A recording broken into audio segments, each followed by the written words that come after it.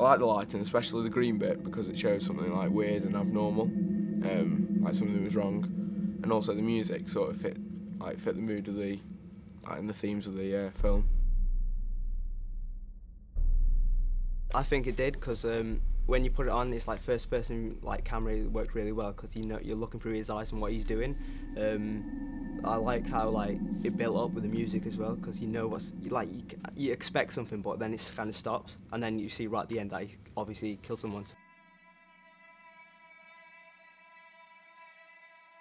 The first thing I'll say is I really like the shot in front of the job centre.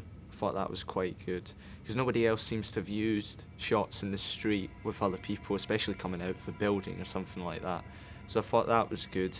The part that came after, which was the bit when he was walking down the road in the countryside, I thought it was a little bit long, perhaps, maybe, and it didn't really add anything to the movie, I didn't think.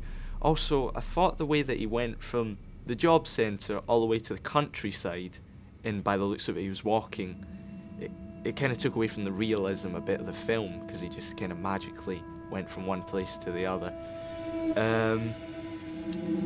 Also, the house that you used, although very nice, it seemed to be a family home. There was lots of objects sitting about, there was a big kitchen, you know, big living areas. It didn't look like a place where a young man would live on his own. Music and rain as he's walking home on the opening scene gives a melancholy atmosphere to the film. I think he's a leading character and that he doesn't realise what he's done, because it shows him the money in his cereal, so he didn't know whether to feel sorry for him or not. Thought that the story that plays out in the film is an interesting one, and the use of sounds do well to set the tone of the film, particularly in the opening sequence. Another effect that I enjoyed watching was the use of a night vision effect, which capably distinguished the night scene from the rest of the film. I think it was a troubled guy who was struggling to find a job, and it was affecting him mentally. However, I thought that the film was quite short, so it didn't show a trigger to why he was sleepwalking, and it didn't really make sense why he was just dropping things out of the fridge. It kind of maybe extend the whole sleepwalking sequence.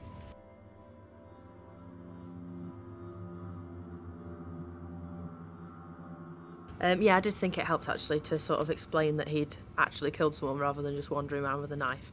And I really liked the way it contrasted with him just eating the cereal and not reacting, because it showed that he didn't know that he'd done it until the very end. So it's a good contrast to explain it a bit more.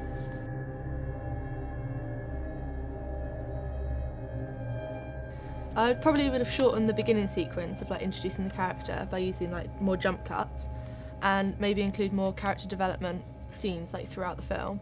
But I really liked the use of colour and soft focus, particularly in the night vision bit.